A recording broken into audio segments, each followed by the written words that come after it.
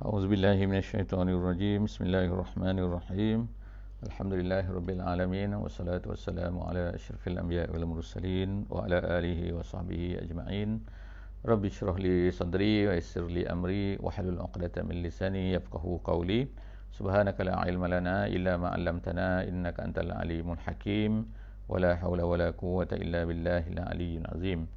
Alhamdulillah, bersyukur pada Allah Subhanahu Wa Taala pada pagi ini sekali lagi kita dapat alhamdulillah bersama-sama dalam sesi memahami muka surat, muka isi konten daripada muka surat Al-Quran yang akan kita bacakan pada pagi ini, insya-Allah.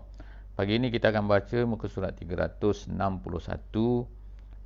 daripada surah Al-Furqan, ayat yang ke-12. Jadi kalau ikutnya kita pada hari ini adalah pada muka surat yang ketiga daripada surah Al-Furqan. Sebagaimana yang telah kita sebutkan sebelum daripada ni, bahawa surah Furqan ni dia mengandungi 3 tema besar ataupun 3 cerita besar yang kita akan lihat dia seolah-olahnya akan berulanglah mengikut tema yang tersebut.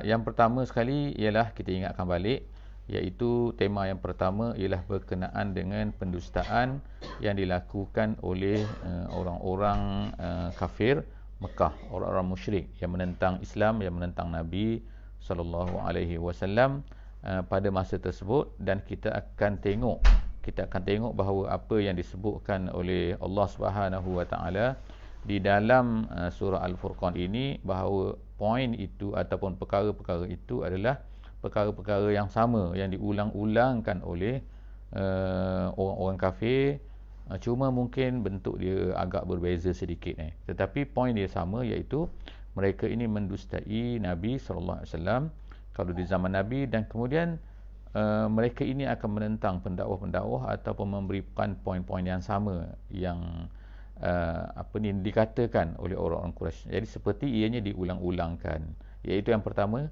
pendustaan mereka, poin-poin mereka yang menentang, yang menidakkan apa yang dikatakan oleh pendakwah-pendakwah Islam. Itu yang pertamalah. Yang kedua ialah balasan-balasan yang Allah Taala sebutkan terhadap mereka ini. Jadi Allah Taala ulangkan bentuk beberapa cerita-cerita. Allah sebutkan beberapa perkara-perkara yang akan berlaku kepada mereka kerana tindakan mereka yang mendustakan Al-Quran ataupun mendustakan perkara-perkara yang dibawa oleh pendakwah-pendakwah tersebut. Kemudian yang ketiga kita akan tengok juga ialah yang kita panggil sebagai tasliyah. Tasliyah ni ialah hiburan, ataupun kita boleh katakan perkara-perkara yang akan menyenangkan, menenangkan, menyenangkan, memberi kegembiraan kepada Nabi SAW dan juga pendakwah-pendakwah. Kenapa? Kerana apabila pendustaan itu berlaku kepada Nabi, apabila mereka ni menidakkan Rasulullah, maka yang pertamanya Allah Subhanahu Wa Taala sebutkan balasan-balasan, tetapi Allah Taala juga menyebutkan hiburan-hiburan yang boleh menggembirakan. Jadi oleh kerana itulah maka apa yang ada di dalam surah Al-Furqan yang kita baca sekarang ini sebenarnya ia sangat-sangat terkena, sangat-sangat mengenai, sangat-sangat sepatutnya akan menyentuh secara direct apa yang sedang dihadapi oleh para pendakwah Islam pada hari ini. Jadi mereka menyampaikan Islam, jadi kemungkinan ada orang yang akan menidakkan, menolak, mengatakan bahawa apa yang mereka katakan itu, apa yang mereka sampaikan itu adalah tidak betul dan sebagainya. Jadi Allah SWT ceritakan balasan-balasan yang akan terkena kepada mereka. Kemudian Allah Ta'ala memberi hiburan. Jadi hiburan itu juga akan insya-Allah, jika sekiranya kita ini adalah orang yang menyampaikan Islam, maka hiburan itu akan insya-Allah juga akan menghiburkan kita semua, insya-Allah. Jadi insya-Allah kita akan mulakan pembacaan pada ayat 12 daripada surah Al-Furqan pada hari ini. A'udzubillahi minasyaitonirrajim. Iza ra'atuhum min makanin ba'id sami'u laha taghayyuzan wa zafira. Sadaqallahul azim.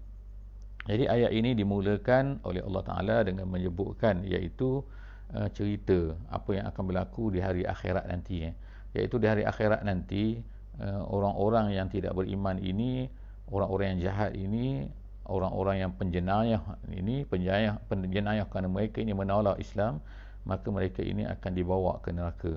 Jadi dalam perjalanan daripada jauh lagi, pada ketika itu mereka sami'u laha, jadi mereka ini sudah dapat mendengar apa? Mendengar suara neraka tersebut.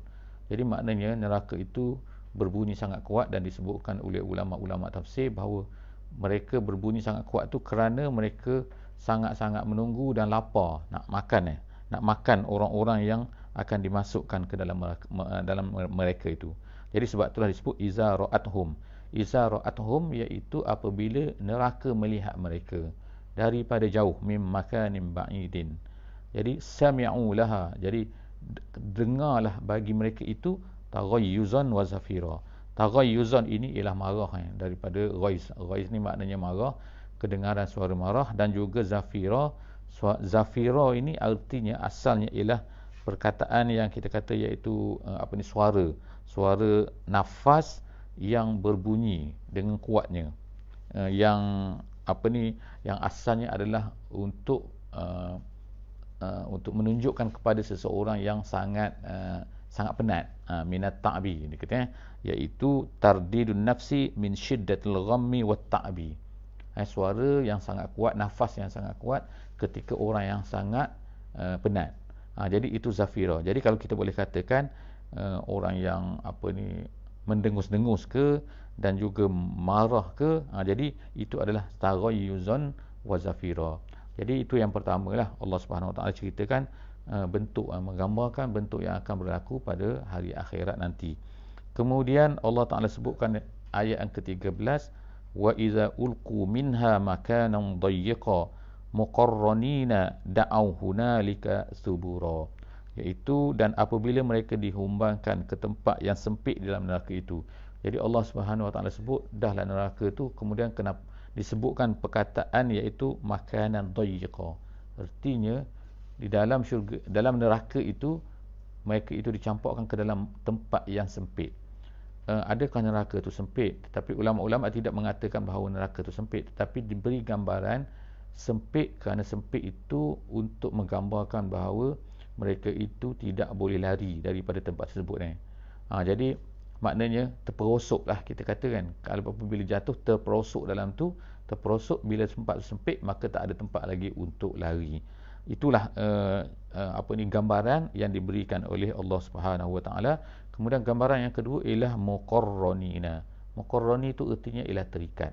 Terikat itu ialah sama ada terikat sebagaimana kita pada hari ini kan, kalau kita ni ditangkap ke oleh polis, kita akan digari kan. Jadi digari itu, maka itu adalah terikat.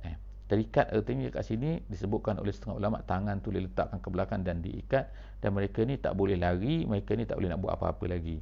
Yang kedua, ada pendapat tafsir juga mengatakan bahawa terikat kat sini, muqarranin kat sini, muqarranin itu mereka ni diikat kepada syaitan-syaitan yang telah mengajak mereka kepada kejahatan tu. Maknanya terikat lebih daripada seorang lah, tetapi terikat dengan syaitan, iaitu orang lain yang menghasut mereka tu. Jadi muqarrani da'au hunalika subura, dan menjeritlah mereka di sana meminta sejenis kebinasaan yang melepaskan mereka daripada azab tu. Itu adalah mengikut terjemahannya. Mengikut penafsirannya ialah disebutkan bahawa mereka anggap bila mereka ini boleh lari itu, mereka boleh dapat satu benda lain, mereka akan dapat melepaskan dirilah kerana dahsyatnya kesakitan yang terkena kepada mereka. Kemudian Allah SWT kata, la tad'ul yawma subura, janganlah kamu meminta pada hari ini, menjerit meminta pada hari ini sejenis kebinasaan sahaja. Jangan minta satu saja, mintalah banyak. Sebab apa? Sebab disebutkan perkataan ini, iaitu mintalah banyak ni kerana apa? Akan ada banyak lagi seksaan-seksaan. Maknanya kamu ingat bila minta satu tu, maka kamu akan dapat lepas daripada yang tu. Ini bukan satu, ini sebenarnya sangat banyak azab-azab yang akan terkena. Jadi kalau nak minta semua gitu. Kemudian seterusnya Allah Subhanahu Wa Taala menyuruh Nabi kita, Nabi Muhammad sallallahu alaihi wasallam, berkata kepada kepada orang-orang kafir ni, orang-orang yang menentang Islam ni. Jadi ayat ini ialah ayat 15 sekarang ni. Allah berkata, wahai Muhammad, kul adzalika khairun am jannatul khuldi allati wu'idal muttaqun. Jadi itu adalah soalan soalan. Jadi ada dua pendapat kat sini. Ada mengatakan bahawa kul di sini adalah Allah Subhanahu Wa Taala menyuruh kepada malaikat itu supaya bertanya kepada orang yang dimasukkan ke dalam neraka itu. Ada satu pendapat lagi ialah Nabi Muhammad SAW disuruh oleh Allah Taala supaya bertanya kepada orang-orang kafir setelah dijelaskan ayat yang ke-14 dan juga ayat yang ke-13. Jadi setelah Allah Taala ceritakan balasan terhadap orang kafir ni, orang musyrik ni, orang yang tolak agama ni, tolak Islam ni, maka Allah Subhanahu Wa Taala ceritalah, minta kepada mereka ni fikir sikit. Azalika khairun, adakah tu lebih baik, am jannatul khuldi, ataupun syurga. Jadi maknanya neraka yang macam tadi ke, ataupun syurga yang lebih baik yang disediakan, yang mana syurga ni Allah Taala akan beri kepada orang-orang yang muttaqun. Kanat lahum jazaa'an wa masira. Di mana syurga itu adalah akan diberikan kepada orang-orang yang sebagai balasan dan juga tempat yang kekal abadi mereka itu di dalamnya apabila mereka ni masuk. Jadi Allah Subhanahu Wa Taala sebut lagi, iaitu balasan syurga ni, lahum fiha ma yasha'una khalidina, iaitu sifat dalam syurga. Apa sifat dalam syurga? Allah Taala sebut kat sini, iaitu lahum fiha. Bagi orang muttaqin ni, bagi orang yang bertakwa ni, mereka akan dapat apa? Ma yasha'un. Lahum ma yasha'un. Mereka nak apa pun boleh.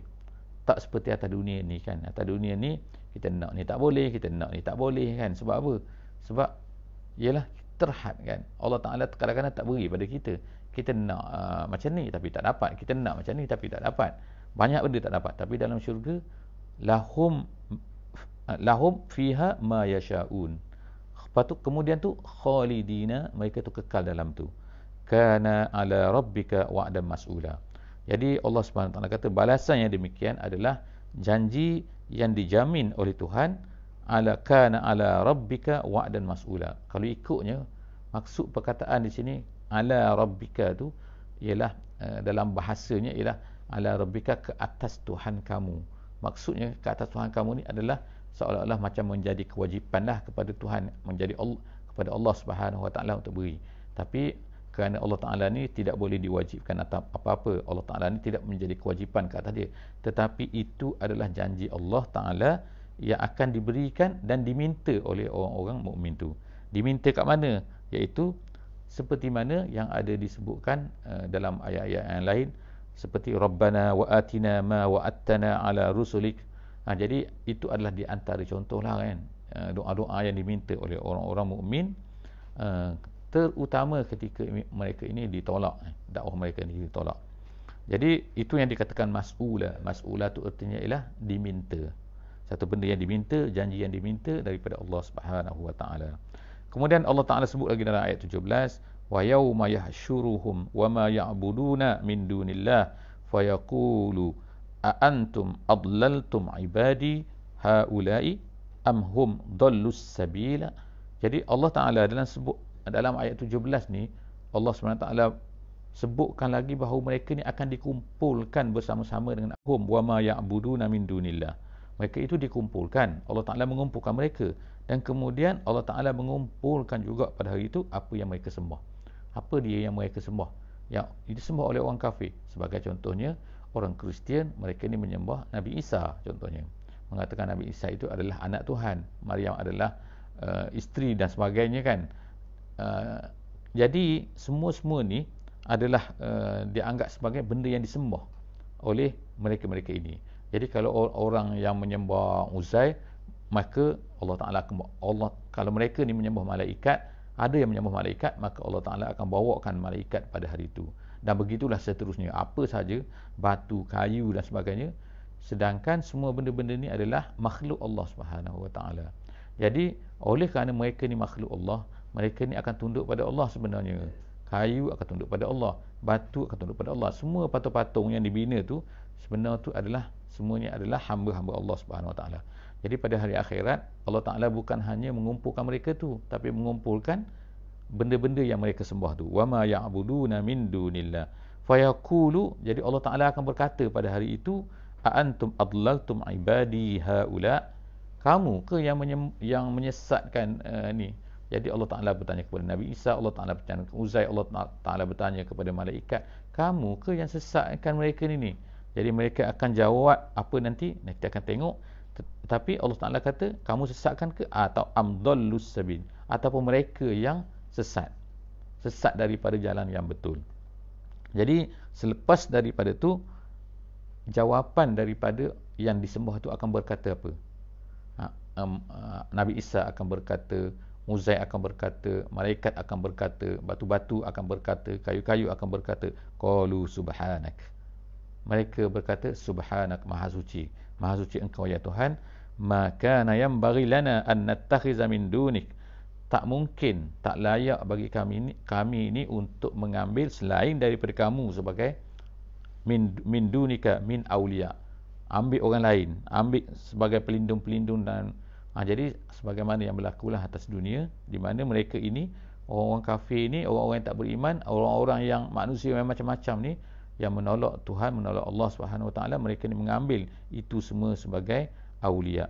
Walakin, tapi Allah Taala mereka ni berkata, walakin matta'tahum wa aba'ahum hatta nasuz zikra, iaitu Allah Taala, engkau ya Allah telah memberikan kepada mereka matta'tahum, Allah Taala telah beri kesenangan kepada mereka, wa aba'ahum, dan kemudian ayah-ayah mereka, hatta nasuz zikra, sehingga mereka lupa kepada ajaran kamu. Az-zikra ni ialah peringatan tu ialah setiap nabi-nabi lah, setiap nabi itu datang memberi peringatan, setiap pendakwah memberi peringatan. Jadi semua yang datang tu, orang-orang yang mendakwah manusia kepada Islam tu, mereka inilah mengingatkan Allah, mengingatkan mereka terhadap Allah Subhanahu Wa Taala. Tapi mereka lupa. Kenapa? Jadi disebutkan di sini, di antara sebab yang boleh menyebabkan manusia itu lupa ialah sebab al-mata'. Jadi matta'tahum, kamu beri kesenangan. Bukanlah kerana makna kat sini salah tu salah pada Tuhan, bukan.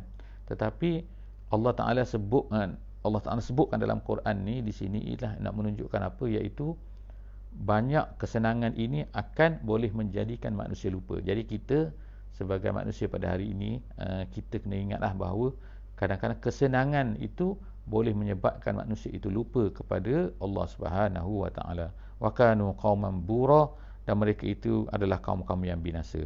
Seterusnya ialah Allah Subhanahu Wa Taala sebutkan lagi, faqad kazzabukum bima taqulun. Allah kata, maka dikatakan kepada golongan itu, sesungguhnya mereka itu yang kamu puji dan semua itu telah mendustakan dakwaan kamu. Maka Allah Taala berkata kepada orang tadi ni, kamu di atas dunia kamu sembah dia, sekarang ni dia, aku dah bawa datang dia sekarang di akhirat ni, dan mereka telah menolak dakwaan tu. Mereka kata tak, mereka kata apa yang kamu buat tu salah. Jadi faqad kazzabukum, mereka telah mendustakan kamu, iaitu menolak dakwaan seperti kamu dakwa di atas dunia tu. Bima taqulun fama tastati'una sarfan wala nasra, oleh kerana itu maka kamu tak dapat lari daripada azab, dan kamu tak akan dapat pertolongan lagi pada hari ini, pada hari akhirat. Wa may yazlim minkum nuziqhu azaban kabira, siapa yang berlaku zalim di antara kamu, maka Allah Taala akan mengenakan kepada mereka, kami kenakan kepada mereka, iaitu azab yang sangat besar. Kemudian ayat yang terakhir disebutkan kat sini ialah ayat tasliyah, iaitu ayat yang menggembirakan Nabi kita, Nabi SAW, dan juga para pendakwah, para da'i sekalian, iaitu ayat 20 surah Al-Furqan. Wa ma arsalna qablaka minal mursalin illa innahum la ya'kuluna at-ta'am wa yamshuna fil aswaq. Tuduhan biasa orang-orang kafir, orang-orang yang tolak agama, orang yang tolak Islam, ialah mereka kata bahawa pendakwah, nabi-nabi dan semua-semua ni, mereka semua ni sama macam manusia biasa, tak ada lebihnya. Betul, mereka ni adalah manusia, dan mereka ni, cara tolak mereka ni, mereka kata bahawa apa? Yang pertama sekali ialah innahum la ya'kuluna at-ta'am, mereka ni makan makanan. Jadi mereka nak, kalau boleh, seolah-olahnya nak supaya malaikat tu datang, bukannya manusia. Sebab ni Muhammad ni manusia. Jadi mereka seolah tak terima. Jadi itu adalah cara-cara saja. Cara mereka ni tak nak. Sebenarnya mereka ni tak nak kepada apa yang diajak. Jadi mereka pun fikirlah apa nak dikatakan lagi kepada pendakwah, kepada orang yang bawa Islam ni. Jadi yang pertama mereka kata bahawa dia ni makan makanan. Artinya kalau malaikat tak makanlah makanan. Kemudian yang kedua, yamshuna fil aswaq.